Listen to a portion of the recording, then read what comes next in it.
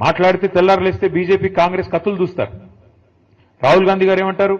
CBI అనేది మోడీ గారు జేబు సంస్థ అంటాడు. మరి ఇక్కడ రేవంత్ రెడ్డి గారు ఏమంటున్నారు? కాదు కాదు, సిబిఐ చాలా మంచి సంస్థ, వాళ్ళకి ఇస్తాను, వాళ్ళకే ఇస్తానని చెప్పి దేశమంతా కాంగ్రెస్ పార్టీ దుమ్మెత్తిపోస్తుంటే సిబిఐ, ఈడీ, ఐటీ మీద ఇక్కడ ఉన్న రేవంత్ రెడ్డి గారు మాత్రం లేదు లేదు, సిబిఐ చాలా అద్భుతమైన సంస్థ, చాలా గొప్ప సంస్థ, వాళ్ళకే ఇస్తానని చెప్పి ఇస్తే ఏం అర్థం చేసుకోవాలి మనం? దీని వెనుక ఉన్న రాజకీయం ఎట్లా అర్థం చేసుకోవాలి మనం?